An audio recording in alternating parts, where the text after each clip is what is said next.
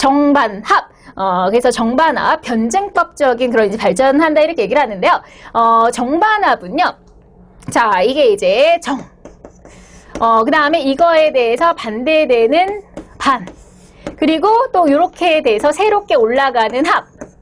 자, 역사라고 하는 건 계속 끊임없이 정반합. 또 그럼 얘가 또 하나의 정이 되면 또 이거에 대해서 반이 되고 또 이게 합쳐져서 또 다른 합을 이루고 계속 끊임없이 결국 계속 이렇게 올라가는 어떤 정반합의 그러한 과정을 겪는다 이렇게 얘기를 했어요. 자, 역사를 이렇게 비유했고요. 사실은 이제 이런 사람들은 뭐 철학자이기도 합니다. 그래서 우리가 윤리에서 이제 철학에서는 이제 어떻게 얘기하느냐, 특히 또 이 정반합의 논리는 여기저기에 갖다 써먹을 수가 있는데요. 자, 예를 들면 국가도 정반합의 원리로 생긴다. 이렇게 이제 예를 들어보면요. 자, 예를 들면 이게 하나의 가족이에요. 하나의 가족. 이게 작은 단위, 개인. 개인으로 시작할까? 더 작게? 자, 개인이야. 그럼 이제 또 다른 개인이 있죠? 자, 그럼 합쳐서 가족이 생겼어요. 가족. 하나의 합이 된 거죠. 그러면 또 이 가족과 또 이 가족. 합해서 또 하나의 지역사회가 생기고 합이 생겼죠. 지역사회가 만나서 또 다른 더 큰 국가가 되고 이런 식으로 이렇게 만나서 합쳐지고 만나고 합쳐지고 이런 식의 정반합 이런 것도 역사도 마찬가지다. 자, 이렇게 어떤 하나가 있으면 이거에 대해서 반대되는 게 하나 생기고요. 그러면 요게 이제 또 합쳐지는 과정이 생기고 이러한 과정의 연속으로 우리가 계속 역사는 발전해 나간다. 이렇게 보는 게 바로 정반합의 원리입니다. 그러니까 이런 건 그냥 참고만 해주시면 돼요. 그러니까 이런 걸 얘기한 그냥 우리 학자 도 있었다. 그 다음에 이제 마르크스는요, 유물론. 우리 마르크스는 사실 공산주의자로 굉장히 유명하죠. 자, 공산주의. 자, 그럼 마르크스가 생각한 이상적인 역사의 발전 단계가 있습니다. 역사란 이렇게 발전했다. 5단계. 자, 그럼 이제 어떻게 발전했냐면, 자, 우리 역사 발전 5단계를 제시를 했는데요. 일단은 옛날에는 이제 원시사회죠? 자, 원시사회는 사실 이제 원시시대에는 다 평등했어요. 뭐 계급이나 이런 것들이 없었습니다. 다 그 원시시대에는 다 같이 똑같이 그냥 이제 같이 살아가는 그 사회를 이제 원시공산제 사회다 이렇게 얘기를 해요. 그러다가 이제 점점 빈부격차가 생기고 그러면서 이제 고대 사회, 고대 노예제 사회, 신분사회가 이제 등장을 하는 거죠. 그러다가 이제 물론 얘는 이제 서양애니까 서양의 관점으로 이제 중세사회 가면 중세 봉건제 사회다. 자, 이렇게 봉건제 사회가 등장하고, 자, 그 다음에 서양의 역사에서 근대로 가면 시민혁명, 산업혁명이 터지죠. 자, 그러면서, 우리 근대로 가면 바로 자본주의 사회가 등장을 합니다. 자, 그런데 이제 여기까지 맞죠? 얘 말이 틀리지가 않았어요. 그래서 원시공산제, 고대노예제, 중세봉건제, 근대 자본주의 사회 이렇게까지 왔는데 근데 이 자본주의에 이제 문제가 생긴 겁니다. 자본주의 어떤 결정적인 문제가 있냐면요. 자, 일단은 우리가 이제 막 공장이 생기고 산업이 발전하고 굉장히 풍요로워졌어요. 그건 참 좋은 점이긴 한데요. 이제 빈부격차가 너무 심해지는 거죠. 그래서 잘 사는 사람과 못 사는 사람의 격차라든지 특히 이 마르크스 같은 경우는 산업혁명 시기의 사람입니다. 그래서 이 산업혁명의 폐해를 직접 눈으로 본 거죠. 그 당시에는 이제 빈부격차가 너무너무 심해가지고 자, 이제 가난한 사람들이 노동자들이 굉장히 거의 뭐 착취 수준으로 그렇게 이제 자본가들에 의해서 불임을 당하고 그리고 너무 가난해서 뭐 굶어 죽어 이런 것들을 직접 눈으로 본 거예요. 그러면서 자본주의는 문제가 있다. 그래서 모두가 다 같이 잘 먹고 잘 사는 사회. 그게 바로 공산주의잖아요. 그렇죠? 그러면서 이제 자본주의를 무너뜨리고 우리 노동자들이 혁명을 일으켜라. 이 프롤레타리 혁명을 외쳤고요. 자, 그러면서 결국 궁극으로 가야 되는 마지막 최고 이상적인 단계가 공산주의 사회다. 그래서 이제 공산주의 사회로 가야 된다. 이렇게 이제 주장을 하는 거죠. 이게 이제 마르크스 공산주의자가 말하는 바로 역사 발전 5단계입니다. 그래서 마르크스는 이 경제적인 측면에서 굉장히 이제 얘기를 하기 때문에 유물론의 관점이다. 우리 이렇게 얘기를 해요. 그래서 이렇게 역사를 뭐 토인비, 헤겔, 마르크스는 또 다른 시각으로 얘기를 했다. 이렇게 이건 참고하시면 되겠습니다. 자, 그럼 우리가 바로 이 역사, 국사를 배웁니다. 그렇죠? 왜 배우세요? 옛날 이야기, 그렇죠?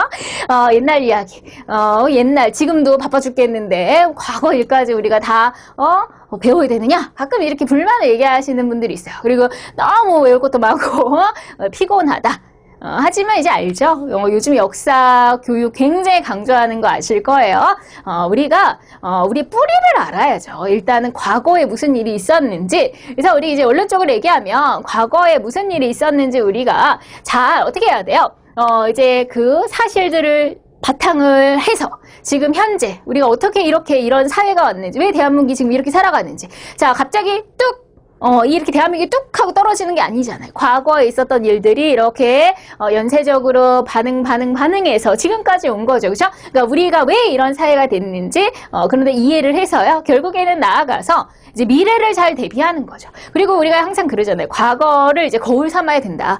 과거에 우리가 잘못했던 거 다시는 그걸 반복하면 안 되겠죠. 우리가 실수를 반복하면 안 되잖아요. 그리고 과거에 잘했던 것들을 더 살리는 이게 이제 우리가 나아가야 될 방향인 거죠. 그래서 이제 말 그대로 과거를 거울 삼아서 현재를 잘 이해하고 이제 멋진 미래를 설계하기 위해서 우리가 이제 역사를 여러분들이 멋진 미래를 설계하기 위해서 이제 합격을 하시면 멋진 미래가 설계가 되시잖아요. 물론 약간 이제 우리는 목적이 있는 공부긴 하지만 그래도 우리가 역사에 대해서 사실 제가 또 하나 바라고 싶은 건요. 이제 물론 공부로서의 국사도 참 중요한데요.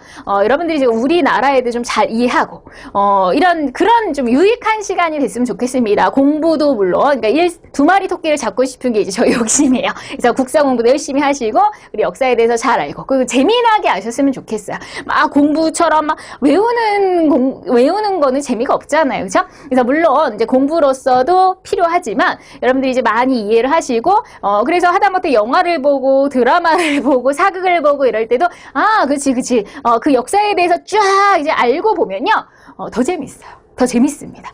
그런 것들이 그 배경들이 이해가 되기 때문에 그러니까 여러분들이 이게 실생활에 참 이게 유익하고 좀 재밌는 그런 이제 국사 시간이 됐으면 좋겠습니다. 자, 그래서 우리가 역사를 통해서요, 어떤 이제 삶의 지혜도 획득하고, 우리 조상들의 지혜, 그러면서 우리가 또 여러 가지 사고력도 높일 수가 있습니다. 사실 우리가 타임머신을 타고 과거로 돌아갈 수는 없어요. 그렇죠? 자, 그렇기 때문에 사실 우리가 옛날 일은 다 상상인 거죠. 옛날에 그런 일이 있었대? 그런 집에서 살았대? 그런 걸 만들었대? 그러면 자꾸 상상하고, 진짜 그랬을까? 자, 이게 바로 역사적인 어떤 상상력, 사고력, 비판력. 과연 그랬을까? 왜 그랬을까? 그건 잘한 일일까? 못한 일일까? 자꾸 이렇게 우리가 따져보잖아요. 그죠? 자, 이래서 어떤 역사적 사고력과 비판력을 함양하는데도 우리 역사 학습에 어떤 목적이 있다. 이렇게 보시면 되겠습니다. 뭐 이런 것들을 그냥 가볍게 그냥 이제 한번 참고하시면 되는 거고요. 자, 그러면, 우리가 이제, 역사의 외면을 본다. 자, 역사의 내면을 본다. 이제 이렇게 얘기를 할 때요. 이 외면과 내면은 뭔지, 외면은 말 그대로 겉모습이잖아요. 그쵸? 그리고 내면은 그 속 아닌 거죠. 그쵸? 자, 여러분, 저의 외면을 봐주세요. 저 어때요? 별로예요? 조금 이제 호감 갔으면 좋겠는데, 제, 바램은. 자, 이게 겉모습인 거죠. 우리 첫인상 딱 봤어.